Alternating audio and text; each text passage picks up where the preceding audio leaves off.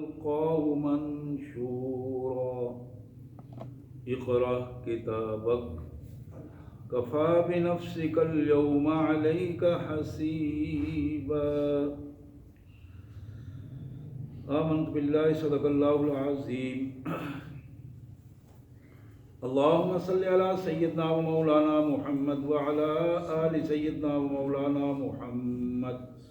وبارك وسلم اللهم صل على جميع الأنبياء والمرسلين وعلى الملائكة المقربين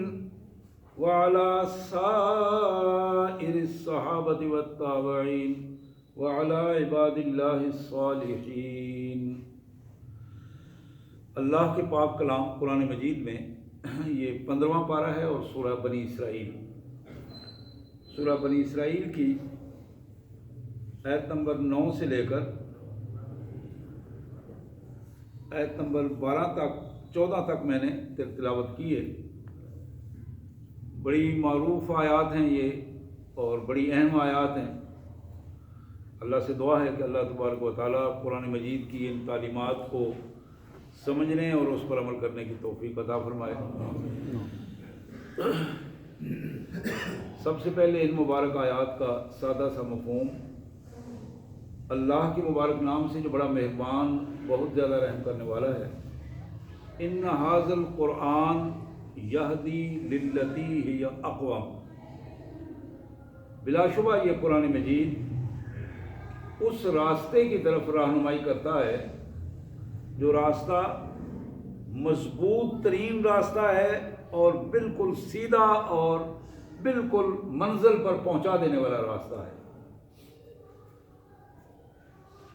اور یہ قرآن، اس کے ذریعے خوشخبری دی جا رہی ہے ایمان والوں کو جنہوں نے نیک اعمال کیے اور اپنے آپ کو سنوارا، ان لہم اجرا کبیرا، اللہ کے ہاں ان کے لیے بہت بڑا اجر محفوظ ہے۔ اور وہ لوگ جو ایمان نہیں لائے، جنہوں نے اللہ کو، اللہ کے رسولوں کو، قرآن کو تسلیم نہیں کیا،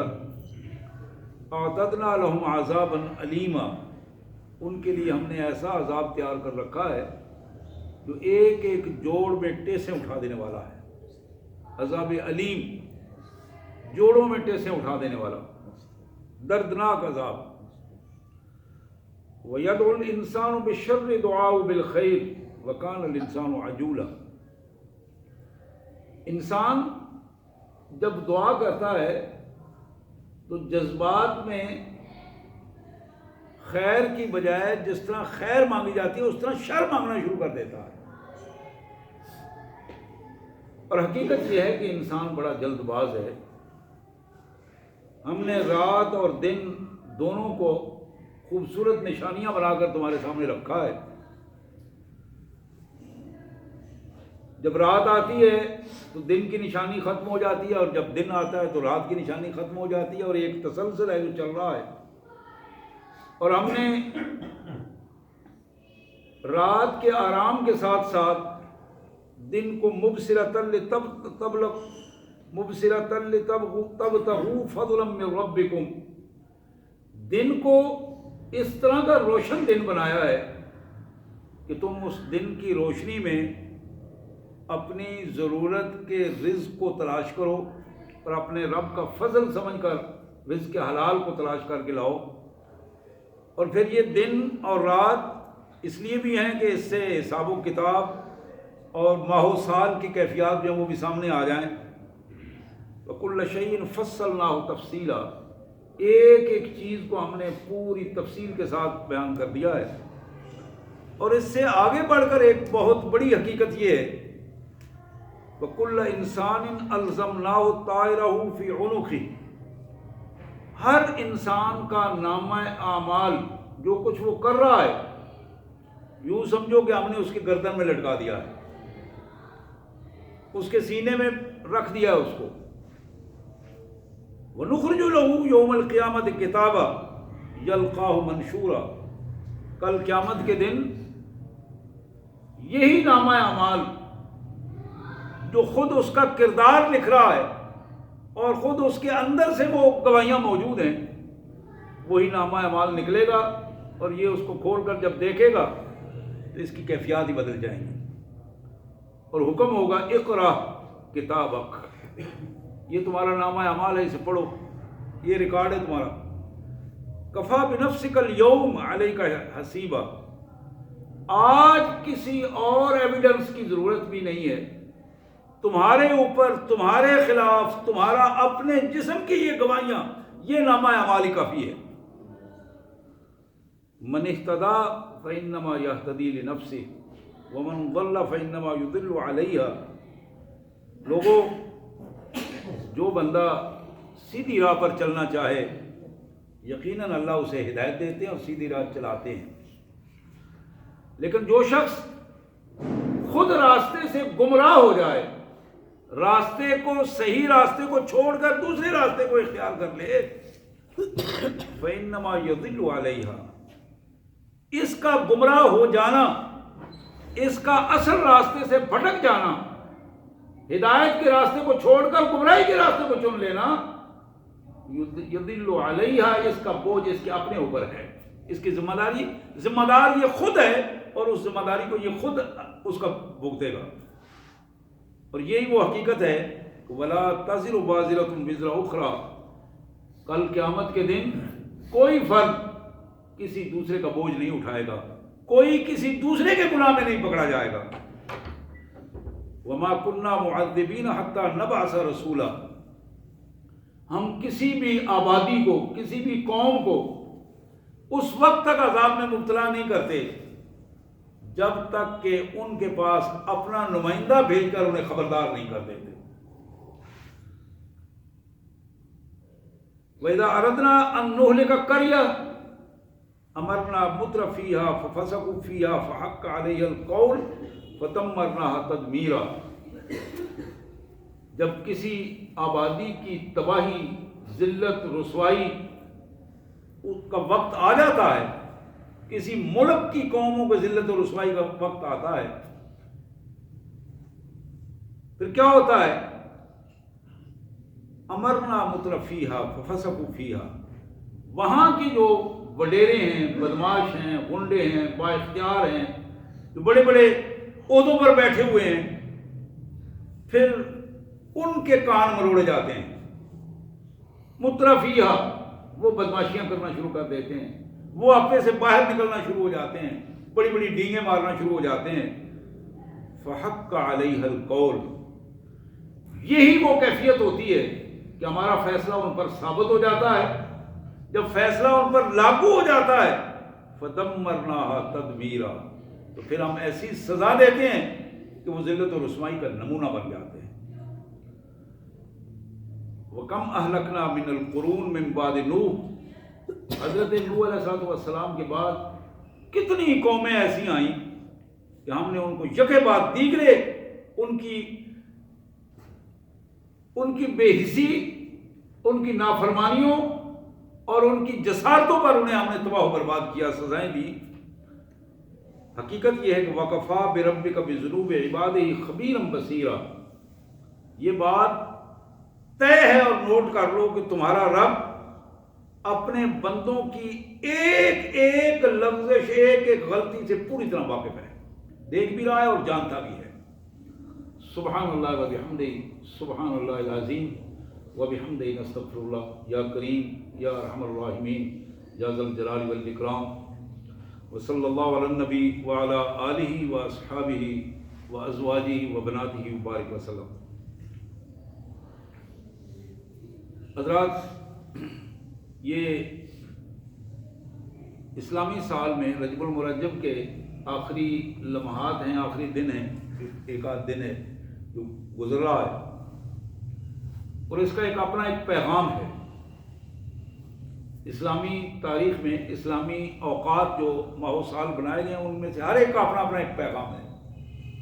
اور وہ پیغام ایک پوری تاریخ ہے، ایک پوری ہسٹری ہے۔ واقعات تو اپنے اپنے وقت پہ وقوع پذیر ہوئے، لیکن قیامت تک آنے والے افراد کے لیے وہ واقعات اصلاح کا نمونہ بن گئے، رہنمائی کا نمونہ بنے، ہدایت کا نمونہ بنے وہ۔ اور حقیقت یہ ہے رجب میں محمد الرسول اللہ صلی اللہ علیہ وآلہ وسلم معراج پر تشریف لے گئے، اور معراج النبی ایک ایسا واقعہ ہے جس نے شریعت محمدی پر بڑے گہرے اثرات ڈالے ہیں، اس وقت کے حالات کو مرتب کرنے میں بھی اور آئندہ نسلوں کے لیے رہنمائی کی کیفیت میں بھی، اور قیامت تک آنے والی نسلیں رسول اللہ صلی اللہ علیہ وسلم کے سفر معراج سے بہت بڑی رہنمائی کے ذرائع ان پر مرتب ہوتے ہیں۔ یہ دوسرا رکوع ہے جو سورہ بنی اسرائیل کا میں نے آپ کے سامنے پڑھا ہے۔ اس سے پہلے رکوع میں جہاں پورا ذکر ہے سفر اسراء کا، اسراء اس سفر کو کہتے ہیں جو مکہ مکرمہ سے مسجد اقصی تک کا سفر ہے، مسجد حرام سے مسجد اقصی۔ یہ جو اسراء کا سفر ہے، سبحان الذی اسریٰ بعبدہ لیلا من المسجد الحرام الی المسجد الاقصی، اس سفر میں اللہ کے پیارے حبیب محمد کریم صلی اللہ علیہ وآلہ وسلم کو جہاں مکہ مکرمہ میں مکہ کی تاریخ سے آغاز کیا گیا، وہاں پہلا سفر آپ کا مدینہ منورہ کا تھا، مکہ مکرمہ سے مدینہ منورہ کا پہلا سفر تھا۔ یہ سفر براق پر ہوا، اور وہاں نبی اکرم صلی اللہ علیہ وسلم کو دکھایا گیا کہ یہ وہ سرزمین ہے جس سرزمین پر آپ تشریف لانے والے ہیں، اور یہاں وہ ایک عملی ریاست بنے گی جس ریاست کو آپ کے ان نظریات کو اس ریاست پر آ کر آپ لاگو کریں گے اور ایک پورا ماڈل بنا کے لوگوں کے سامنے رکھیں گے۔ اللہ کے پیارے رسول صلی اللہ علیہ وسلم نے اس کو وہاں جانے سے پہلے دیکھا، بچپن میں آپ وہاں گئے تھے، اپنے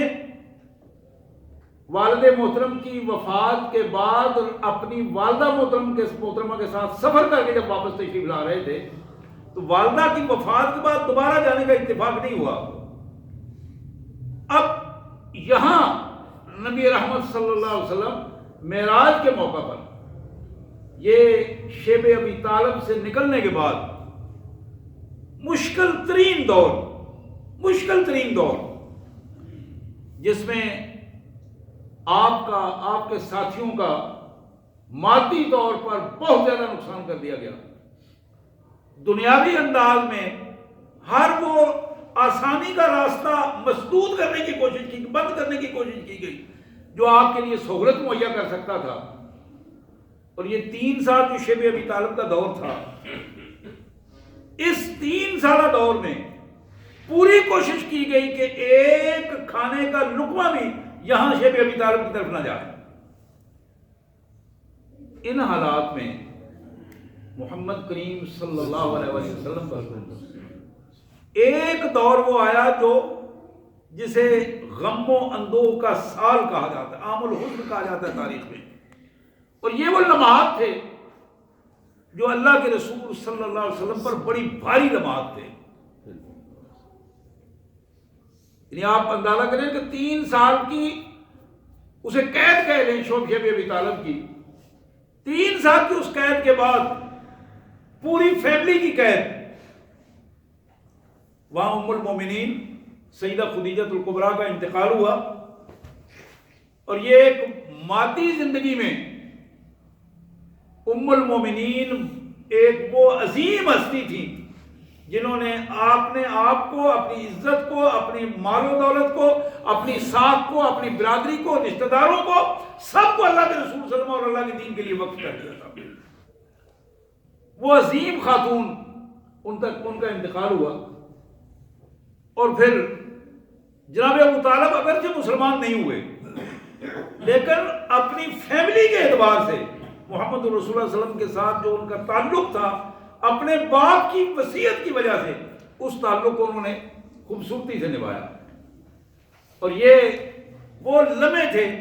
محمد رسول اللہ صلی اللہ علیہ وسلم کی مبارک زندگی میں کہ جب یہ چچا بھی ان کی وفات ہوئی، ام المومنین کی وفات ہوئی، اور جناب ابو طالب کی وفات ہوئی۔ اب ان وفات کی اس وقت کی جو کیفیت ہے وہ ایک حساس آدمی بڑے اچھے انداز میں محسوس کر سکتا ہے کہ اس بندے کی کیفیت کیا ہے کہ جس کو پوری کائنات میں انقلاب کا امام بنا کر بھجوایا گیا ہے اور اس کی ذاتی زندگی اس طرح اجیرن بنا دی گئی ہے کہ ایک ایک لمحہ اس کے لیے ایک گزارنے کی کیفیت جو ہے اس کو مشکل ترین بنا دیا گیا. ان حالات میں اللہ کے پیارے رسول صلی اللہ علیہ وسلم کو ان مشکل ترین حالات میں آسمانوں کی سیر کروائی گئی. یہ بالکل وہی کیفیت ہے. غزوہ خندق ہو رہا تھا, لوگوں نے پیٹوں پہ پتھر باندھے ہوئے تھے. ایک صحابی نے حضور صلی اللہ علیہ وسلم کو عرض کی, اللہ کے رسول صلی اللہ علیہ وسلم, کپڑا اٹھا کے دکھایا کہ میرے پیٹ پر پتھر بندھا ہوا ہے, اتنے دن سے بھوکا ہوں. تو حضور صلی اللہ علیہ وسلم نے اپنے پیٹ سے جب کپڑا اٹھایا تو وہاں 2 پتھر بندھے ہوئے تھے. ان حالات میں وہ چٹان جو خندق کی اکھڑ نہیں رہی تھی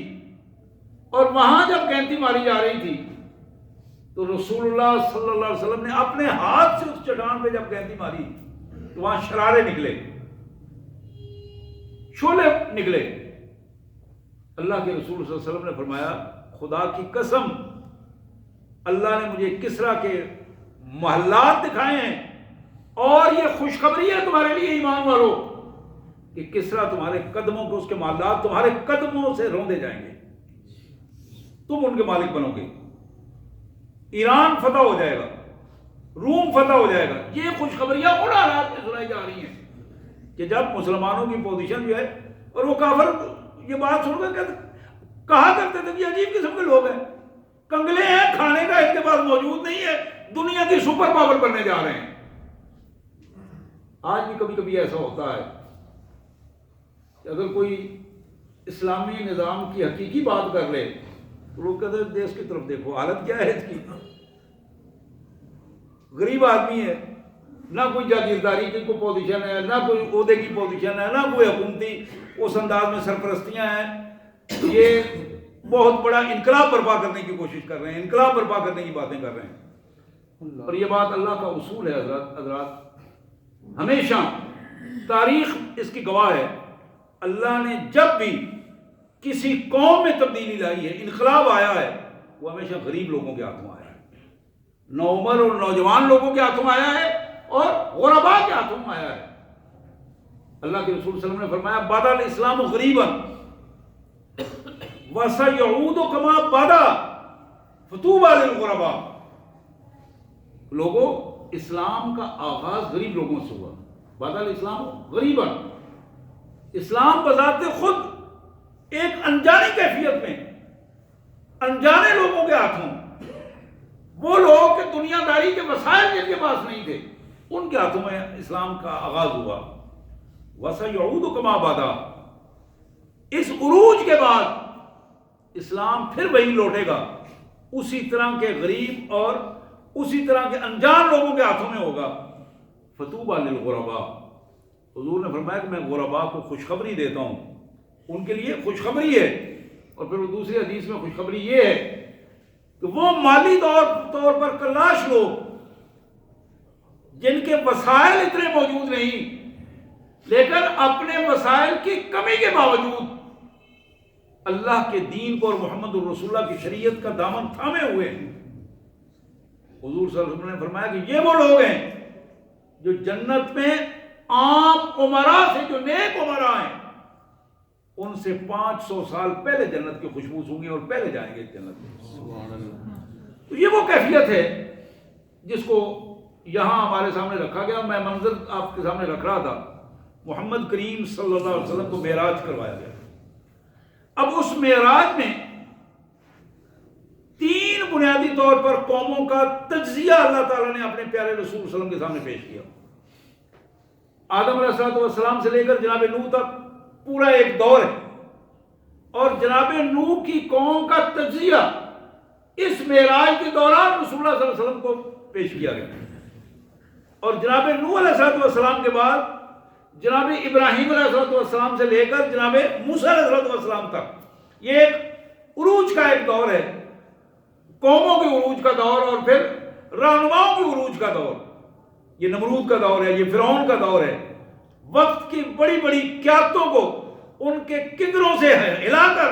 زمین بوس کر دیا اللہ تبارک و تعالیٰ نے اپنے ابراہیم علیہ السلام. پوری قوم میں اکیلا بندہ،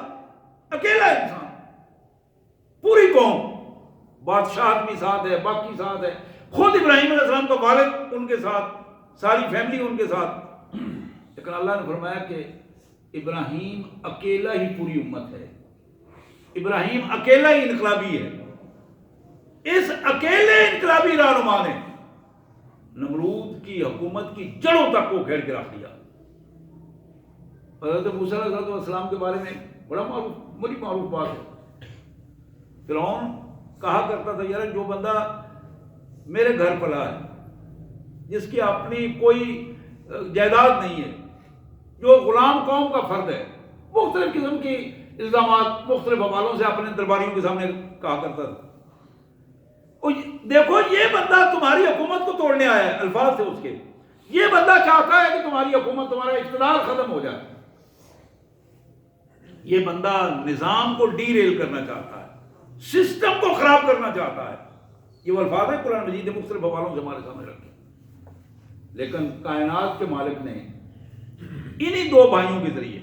موسیٰ علیہ السلام اور ہارون علیہ السلام، انہی دو بھائیوں کے ذریعے انقلاب کی وہ کیفیت پیدا کر دی کہ پوری دنیا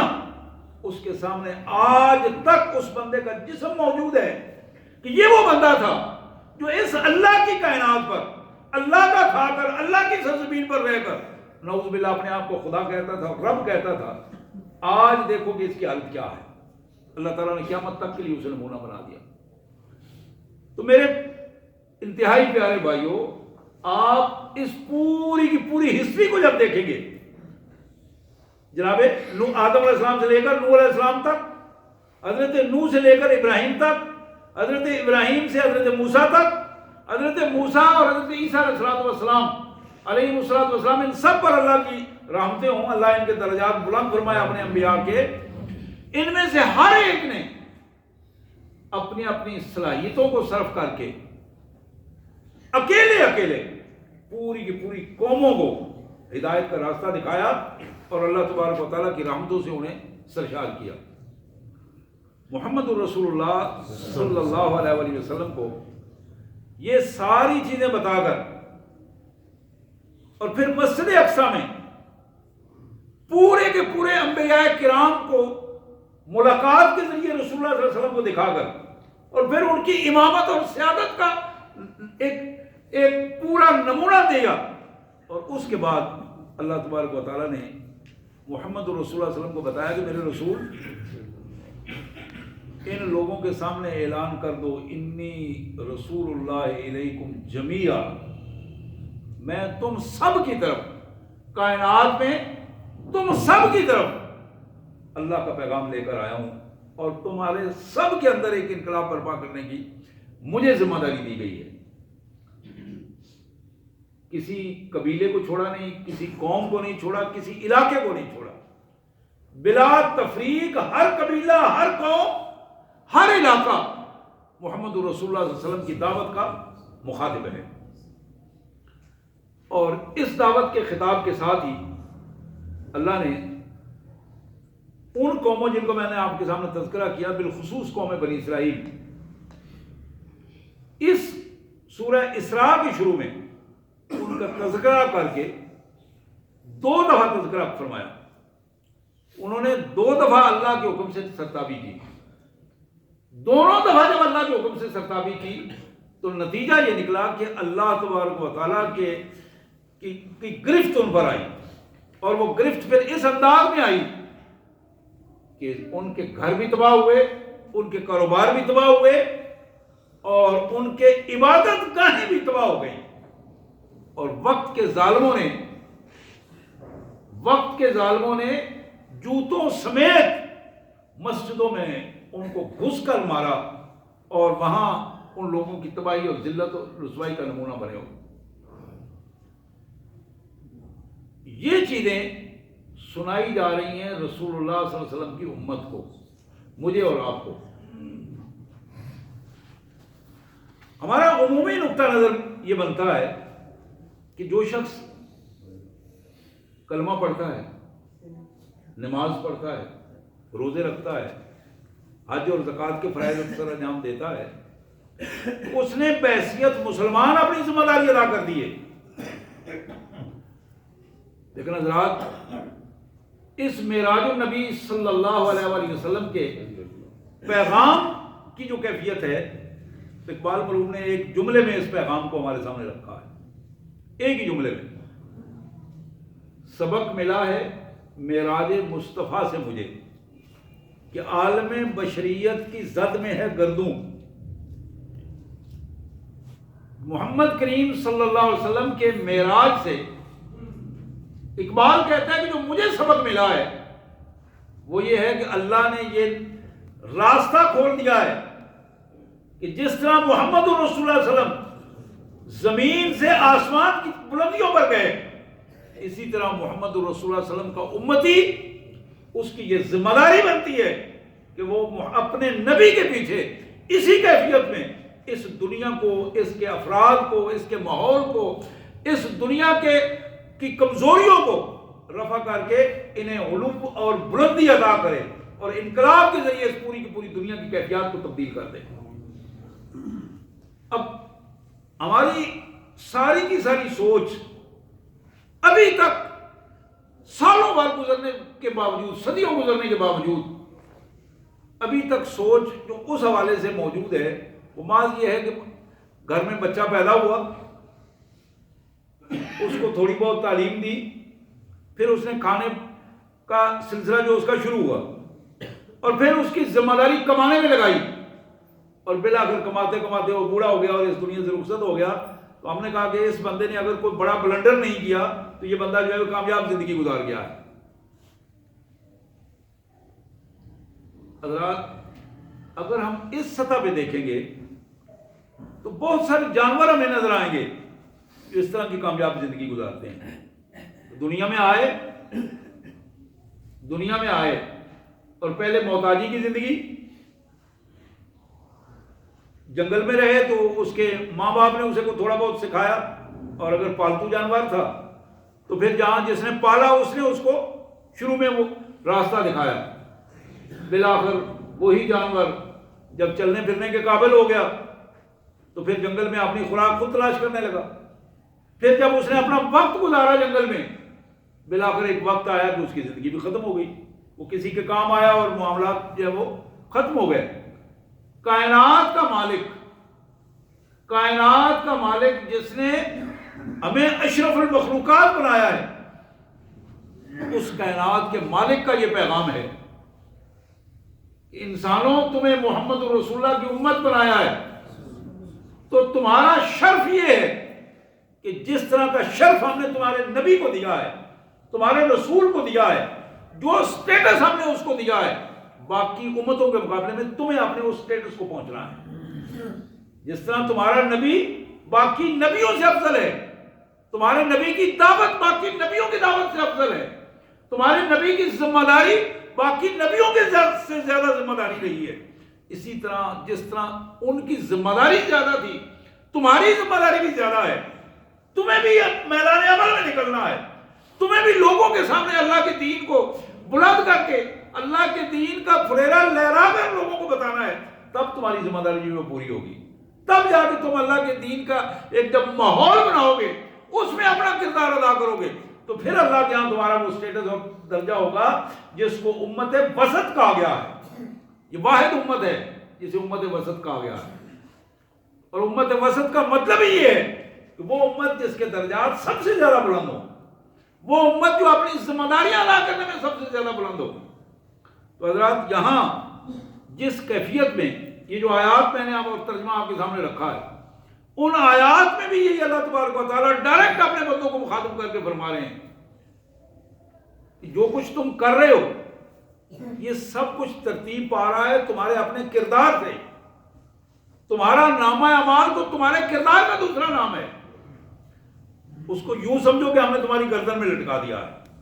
وہ جو کچھ تم کرتے چلے جا رہے ہو اس پہ لکھا جا رہا ہے۔ وَنُخْرِجُ لَهُ، قیامت کے دن پھر ہم اس کو نکالیں گے، اور قیامت کے دن وہ ساری کی ساری کیفیات تمہارے سامنے آئیں گی۔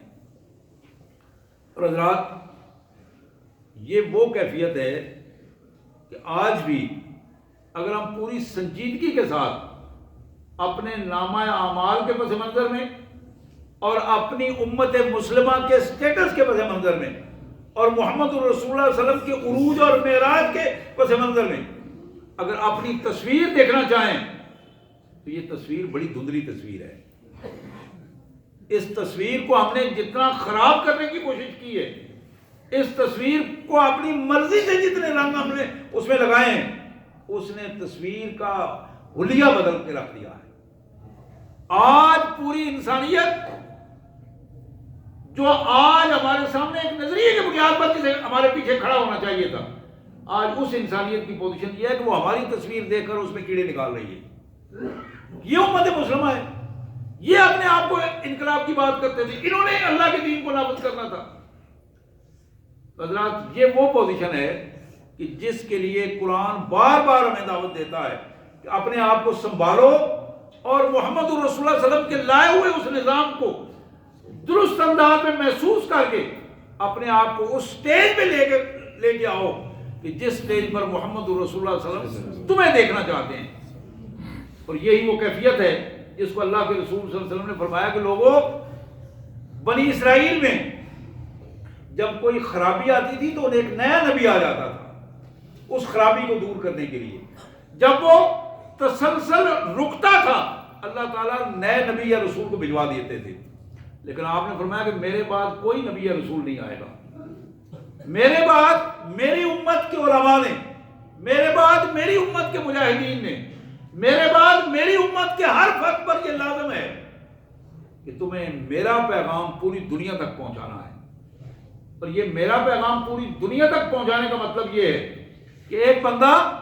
پیغام کے اعتبار سے اپنے آپ کو سنجیدہ فکر بنا کر پوری دنیا کے سامنے جب اپنا کردار رکھتا ہے، اور پوری دنیا کیا ہے؟ میری اور آپ کی دنیا تو یہ عروپ ہے. جس گلی محلے میں ہم رہتے ہیں، جس برادری سے ہمارا تعلق ہے، جہاں ہم کاروبار کرتے ہیں، اگر ہمارا وہاں کردار درست نہیں ہے، اگر ہمارا کردار وہاں درست نہیں ہے، رویہ درست نہیں ہے، اخلاق درست نہیں ہے، معاملات درست نہیں ہے، عقائد درست نہیں ہے، تو پھر نتیجہ کیا نکلے گا کہ ہماری بڑی سے بڑی ڈینگیں مارنے والی کیفیت کوئی اسے تسلیم کرنے کے لیے تیار نہیں ہوگا. تسلیم اور رضا کے لیے سب سے پہلی چیز یہ ہے کہ جو بندہ بات کر رہا ہے اس کا اپنا کردار اس حوالے سے اس پر گواہی دے رہا ہو. اور یہ گواہی بنیادی طور پر وہ قیمتی گواہی ہے جو پوری کی پوری انسانیت کے لیے ایک دعوت کی حیثیت رکھتی ہے. اللہ سے دعا ہے اللہ تبارک و تعالی معراج النبی صلی اللہ علیہ وسلم کے اس پیغام کو سمجھنے اور اس کے مطابق اپنے آپ کو